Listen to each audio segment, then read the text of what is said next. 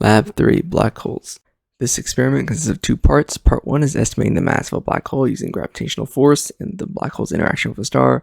Part 2 is calculating the initial velocity where a spaceship on a planet orbiting the black hole could launch at in the direction of the black hole and graze by it and still leave the system. The purpose of the experiment is to analyze the motion of a star orbiting a black hole to estimate the black hole's mass and to simulate the gravitational interaction between a planet, a black hole, and a spaceship to navigate the spaceship to escape the black hole. This experiment demonstrates the application of Newton's second law and gravitational forces and how energy relates to momentum.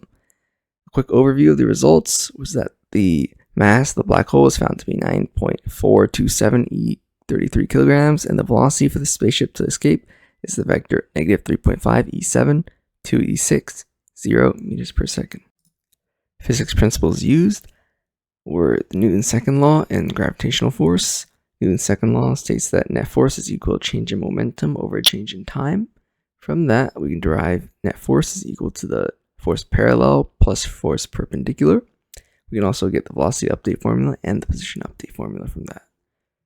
For gravitational force, we have the universal gravitation formula, which is the force of gravity is equal to negative g constant times the mass of one object times the mass of the other divided by the distance between them squared times the direction of the vector between them.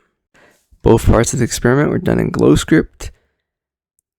For part 1, the system is the planet, surroundings is the black hole. Here we set the mass of the star to 2e30 kilograms. We set the time interval to 24 times 60 times 60. And then we have some extra variables here for helping to track the average mass of the black hole. Here are my calculations for part 1. Up here we use P equals mv, momentum equals mass times velocity, to find the initial and final momentum vectors. Then we calculate the star's change in velocity and change in momentum by just subtracting the final minus the initial. Calculate dB/dt using delta P over delta T. F net is just equal to dB/dt. Then we calculate the parallel component of momentum, set that to F net parallel.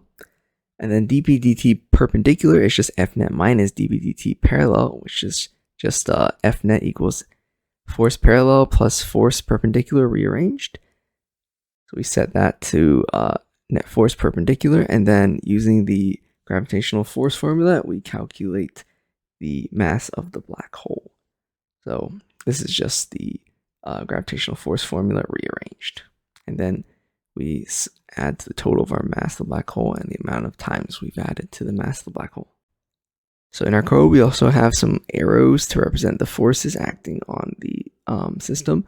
Down here, we calculate the average mass by dividing the total mass by the amount of masses. Our mass was found to be 9.427 e33 kilograms. Here's a demonstration of part 1, my GlowScript.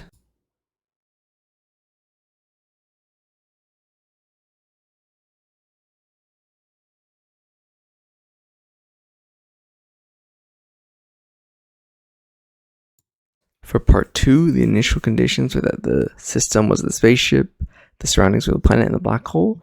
We place the mass of the black hole found from part 1, and then we also have the spaceship's velocity, the initial velocity that we calculated from trial and error. Here are the calculations for part 2.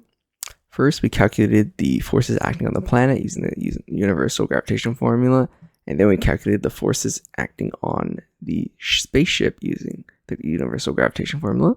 Now that we know the net force acting on the planet and the net force acting on the spaceship, we can use the velocity update and position update formulas to update the position and the velocity of the ship and planet. Here was the velocity I used trial and error to find that would help the ship escape. It's the vector negative 3.5 e7, 2 e6, and 0 meters per second. Here's a quick demonstration of how this looked when I ran it.